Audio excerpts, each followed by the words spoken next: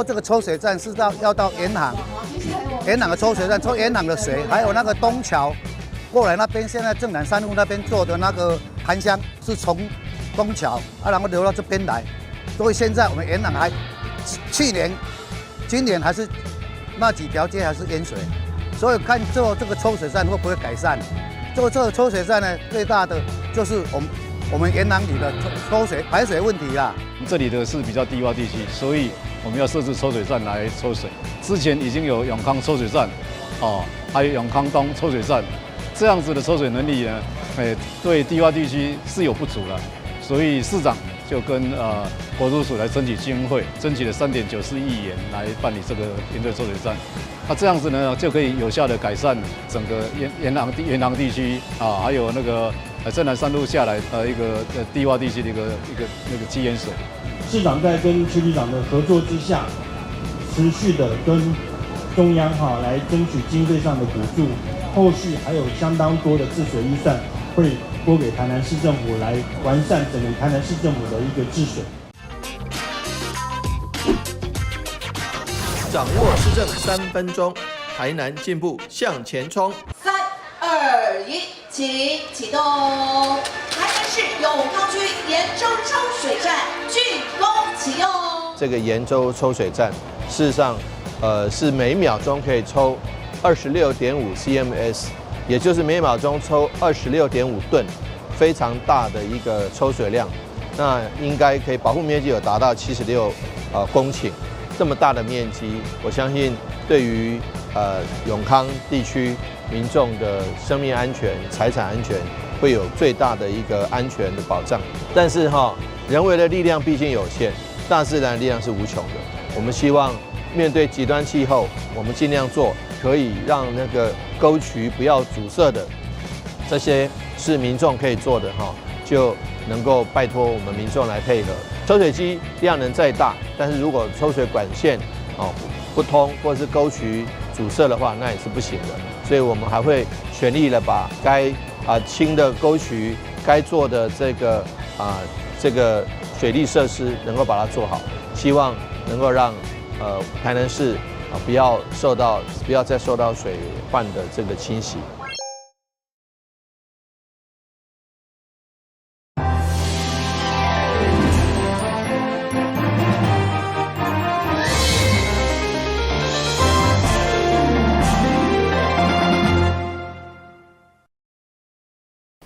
大家好，我是杨顺怀，欢迎收看11月18礼拜一的中嘉台南地方新闻。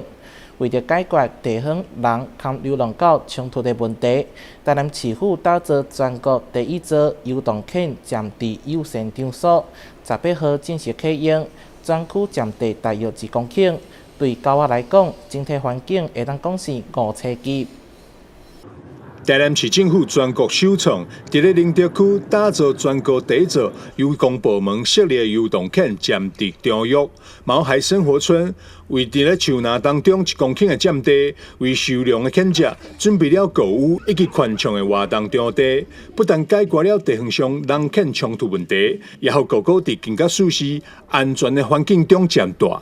近年来不管是台南市还是其他各地，都有频传有一些浪跟人产生一些冲突的问题，甚至咬伤人类，咬伤市民朋友们，或是咬伤这个动物的这个部分频传每次这个大家都非常关注这个议题，那也感谢议会的支持，来我们设置这个毛孩的临时收容所，能够让这个毛孩有一个比较舒适安全的家，也不用每天在外面流浪，那甚至为了食物或是为了其他的情形来攻击人类或其他的动物。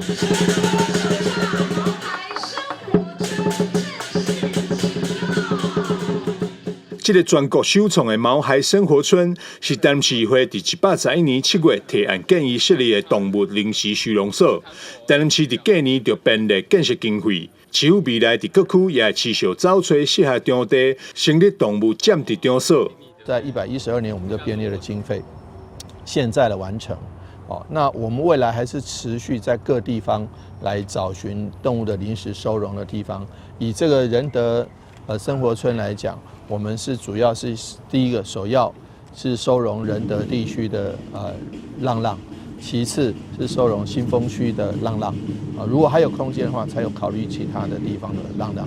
毛孩生活村大约会当收容200只犬只，目前以收容领着新丰地区的犬只为主。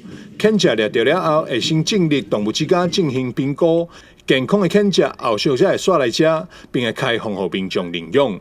记者张世伟采访报道。台南市议会第4届第4摆定期会18号进行电夫看案临时审查，其中石棉建材废弃物清除处理要1亿4282万，中央资补助1亿2961万，一档处理量只有3000栋左右。要不以台南市来讲，有大约5万栋要清，可能20档才清会完。所以议员希望环保局要向中央争取扩大规模。议会定期会伫个电夫款案临时审查，议员无分压力，伫个中央补助台南市石棉建材废弃物的清除处理计划当中，因为明文规定只限制伫个徛家，并无包含畜牧业或者是废弃的工厂等。对此有议员提议，是毋是会用包括在内？毕竟畜牧业甲废弃工厂的石棉废弃物才是大量。对此环保局回应，中央会以另外一个专案来处理。至于清除处理的数量，环保局嘛会争取中央扩大规模。畜牧业来废弃了后，应该就无咧饲啊嘛。是。啊，这个坑里的物件，搁未生正值，啊，要安怎讲？所以个应该爱去公所，还是讲来咱环保局来争取着废掉啊，安尼会使袂？比如2000栋、3000栋，咱会当看来者不拒，行为评较侪，因为这危害咱的人的身体健康的问题呢，足重要了对啦。啊，你政府的规定说，这有毒的物件，你爱清了，还是全部解除了，嘛爱按道理啦。第一个，畜牧场是不能适用的嘛，对不对？第二个，还有什么状况？是即便我们有所谓的适用到住宅、适用到中小厂等等的，可是如果这个厂址它本身是已经停工歇业的，它也不在这个适用范围啊，不是吗？对。对不对？目前是。那它就是因为经营困难、停工歇业之后，然后有这些残余的石棉屋瓦的部分，然后我们没有办法去帮他做这个处理，没有办法去贴补这个相关的费用，那它才是一个大的数量啊。对，那我们现在认定就是说第一线的你们的队员或者是其他你们的同事去认定的时候，它是一个住宅，那它是工厂，它现在因为可能要改建嘛，那石棉也不健康，所以要给恁补啦。那报来讲的时候，你在认定上会当较快无？你讲伊都徛家都住伫遐，啊，你讲伊过去真正是咧做工厂，即马都经济也歹啊，都外移了，所以那边变成说是一个住宅，那可能也有部分是废弃的厂房，也不大。这个部分你的标准？平均来讲，咱即摆差不多14件吼，啊，毋过平均一户差不多1.7度。啊，你来迄畜牧业的吼，伊迄一订可能要500、1000，伊拢遮大订的啦。啊，目前来讲，我是先处理徛家啦，哦。对啦，徛家当然，那先就爱处理的嘛吼。是，啊，那迄个畜牧业的时候，可能爱过来争取，来甲中央来讨论讲要安怎去争取来甲补助，因为迄规模太大咧。环保局表示，以平均一户处理的量大约1.7吨。112年总共清除了1300栋，大约有1000户。今年第一期的补助预计到明年会用清除2000栋。执行完中央环境部也是会再重新计划。台南新闻林根采访报道。今年第25号天图风台再来强大的风雨，台南市府启动应变中心，水利局伫第一时间嘛进驻水情中心，掌握排水勘测引水状况。除了安平东区认到顶地有发现积水，也阁无重大淹水的代志发生。车辆经过水拢抓起来，连行路拢爱非常细腻。天图风台转做轻道，虽然道路有小可积水，但阁好加在事前市府有加强警备，这摆无传出淹水灾情。因为早上8点钟，我有打电话问那个民安路2段那些住户用他们的那个监视系统调看看昨天3点到5点的那个有没有积水的情况，结果他们调起来完全都是没有积水。水流得很快，完全没有积水，所以表示我们这次的下水道做得很成功。根据着水利局资料显示，东港上大累积雨量是安平区的148.5毫米，上大10分钟雨量是南区含仁德区的13毫米。全市26站抽水站总共抽110万吨的水量，其中上高受到强降雨产生积饮水的地区，在今年治水工程陆续完工以后，已经发挥效用。台南市在这次的这个那个台风里面呢，其实它都没有列入是属于灾变中心里面要开设的范围，但是为什么它有3处积淹水？临时的一个强降雨所造成的一个街道积淹水，那大部分会积淹水，原因是它水沟没有事先清理好，这样。台南的安南区大致上下雨3个小时下到150左右所以在3个小时还有时雨量达到了50-60的时雨量我想那一个地方是比较低洼，所以短时间的积淹水现象是会出现的。那因为这3个地方其实就是道路侧沟，就是短延时强降雨的关系，侧沟排水不及，所以在1个小时内都已经退水。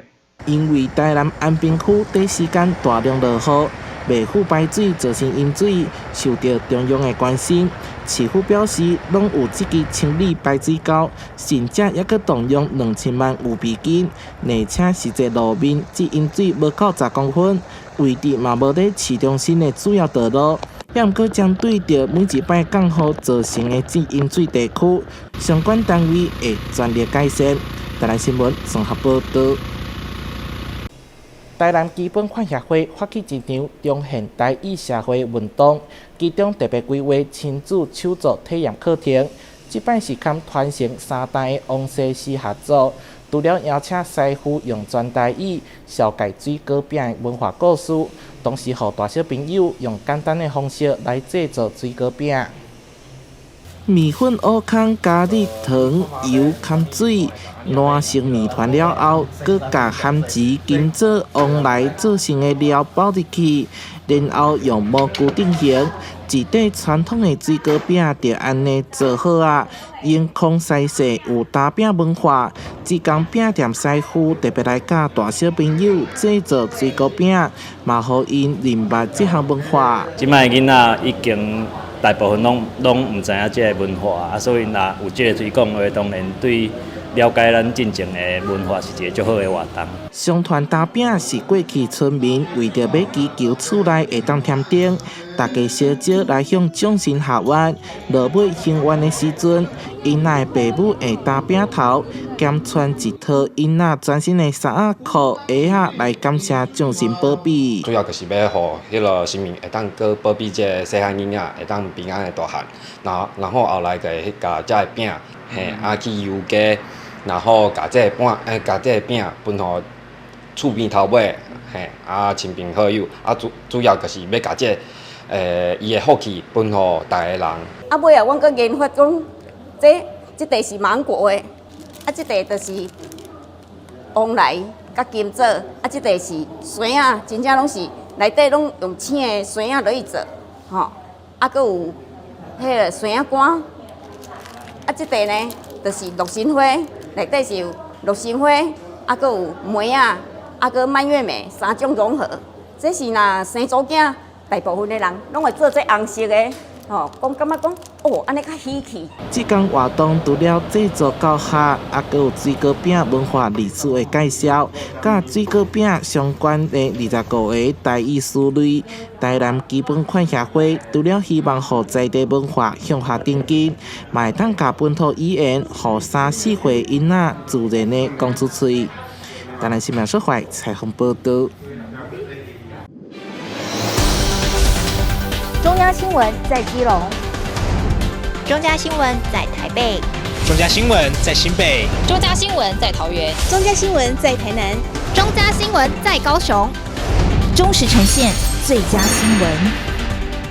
每周六下午1点，请锁定高雄都会台中嘉新闻周报，带给您最在地的观点，最有人情味的报道。台湾好新闻就在中嘉新闻周报。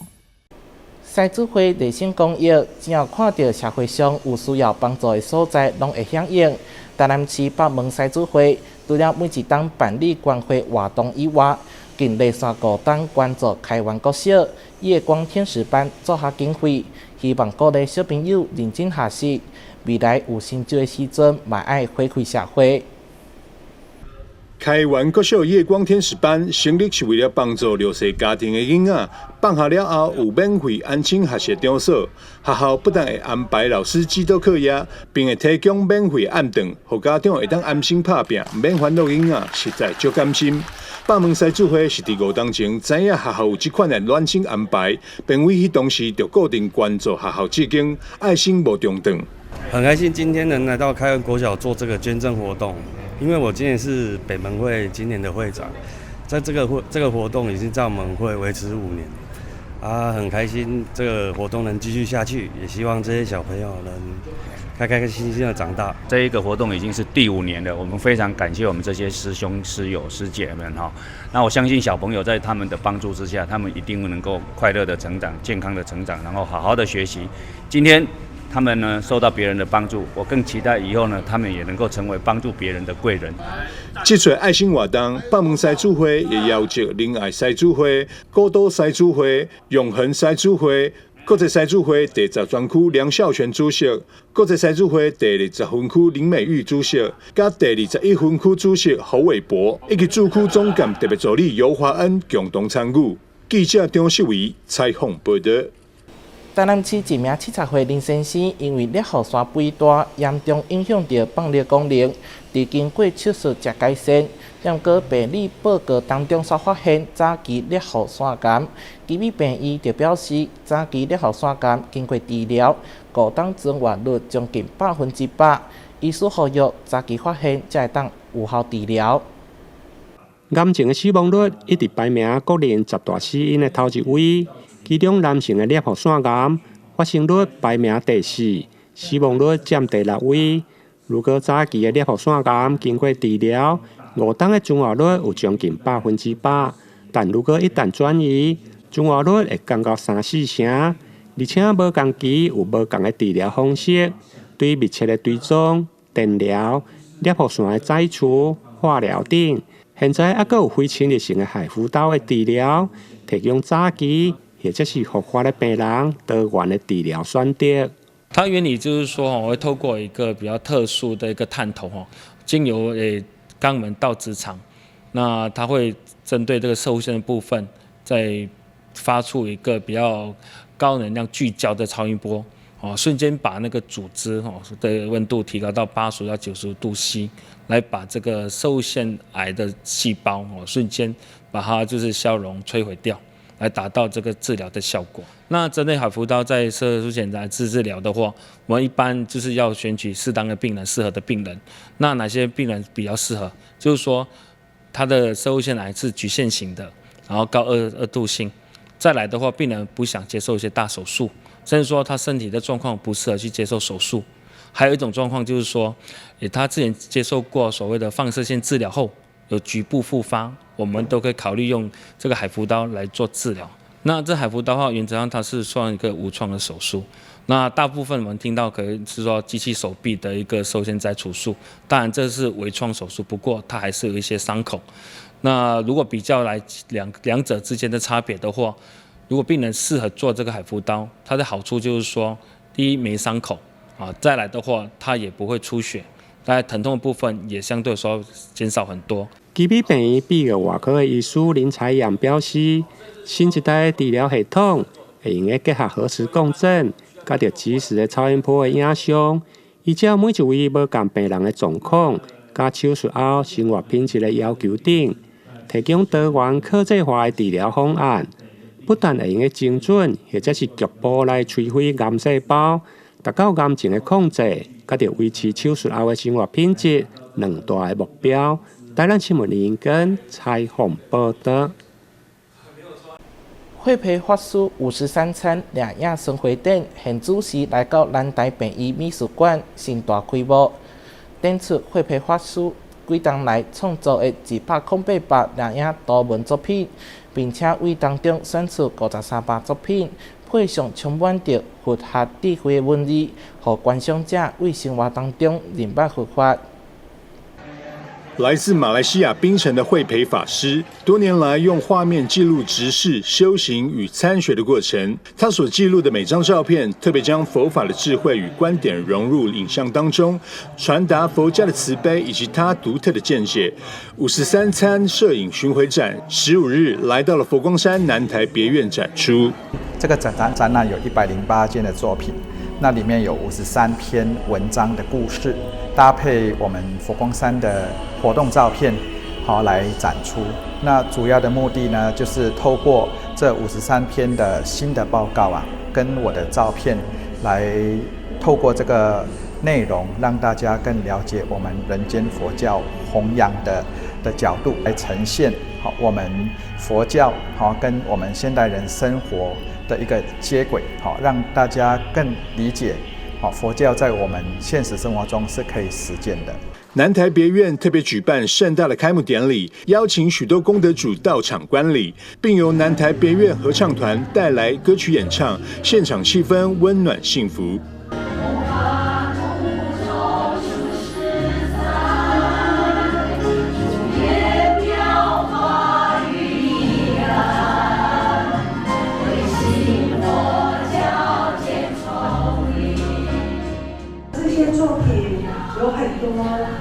画面都是我们熟悉的，甚至呢，我们也参与其中。那里面呢，有很多感人、温馨的，也有禅的宁静，也有呢非常令人震撼、感动的一些微妙的细节。慧培法师53餐摄影巡回展，展期自即日起至明年1月12日。共展出慧培法师108幅摄影作品，其中有53件摄影创作，还搭配了充满佛学智慧的文字，相信一定会让观赏者从中感受佛家的慈悲心怀。记者张硕维采访报道。高雄盐埕地区有一间沙巴烯梅，在地经营超过70年，因为唔甘爸爸煮沙巴烯梅好滋味消失去，因此姊妹共同接下店面，还佮家己搁较侪品项，连第3代嘛转来斗阵经营，共同传承好手艺。盐城区有家隐藏在巷子里的虱目鱼粥，在地经营超过70年，深受老饕们喜爱。有别于一般的虱目鱼粥，店家在粥里加入自制的肉燥，提升粥品的香气与口感，成为店里的最大特色。现在由2代的老板娘姐妹们携手经营，传承这个不变的好味道。就是说很传统的东西，然后有很美味这样。他们的态度、工作态度就是说有一点像一般家庭的，就是讲厝边的迄个感觉的。因为是爸爸妈妈传下来的啊，我们就是跟我妹妹就是从小就在那个环境，我们就毕业以后在工作都被调回来的，所以我们从头到尾都有做，所以觉得这个味道消失掉了，太可惜。2代接手后，除了保留原本的虱目鱼粥之外，还加入鸡肉饭及便当等餐点，提供客人更多样化的选择。每天早上必须3点起床备料，相当辛苦。除了板娘姐妹共同经营之外，现在还加入第3代的儿子一起打拼。以前很少人卖虱目鱼，我们老爸起头是只卖虱目鱼汤而已，什么都没有，就是也那个时候也没有换，就是1肚汤跟稀饭而已。我们起家是这样子啊，然后到最后就是因为越多人做的时候，你变复合式。有的人说，客人来说啊，你们怎么没有菜呀？我要吃鱼啊，吃肉啊，就增加进来这样子。其实当时候会回来，主要原因是希望可以帮上爸爸妈妈就是这边的忙，因为也觉得这边工作比较辛苦嘛。那我们可以，既然我们比较有体力的话，可以来这边帮忙，尽量帮忙。那刚好我又适逢我有一个工作的转换期，那刚好就是来这边来看看自己有没有办法习惯这个工作环境。那如果说我觉得可以接受的话，我可能就会去继续这个行业，因为毕竟说直接让它结束掉，我也就觉得蛮可惜的。所以说想说，如果有机会的话，说不定就是可以继续传承下去这样子。对年轻人而言，愿意放弃外面的工作，回到家里接手，相当不容易。如今店家由2、3代共同接手，要将这碗虱目鱼粥的好滋味，继续带给每一位上门的顾客。记者魏国庆、陈英君高雄报道。感谢你收看11月18日中嘉台南地方新闻，我是杨秀怀，咱再会。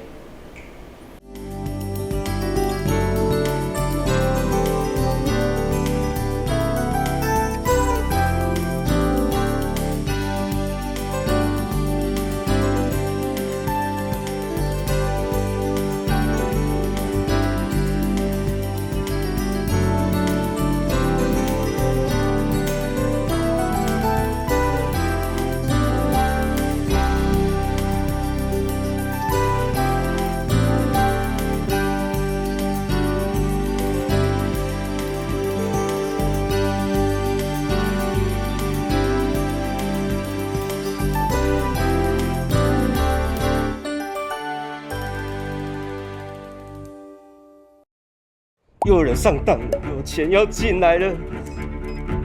只要你敢领，警察一定抓到你。抓到也不会那么严重呢。打诈新司法上路，严惩诈欺犯，骗越多关越久，最多关12年，最重罚3亿元，提高假释门槛，犯3次不得假释。要让诈骗集团想骗的不敢骗，已经骗的会被抓，骗到的没得花。守护诈骗被害人，提供被害人多元协助，有疑虑就打165，让政府来帮你。打诈新司法，加重刑罚，共同打诈。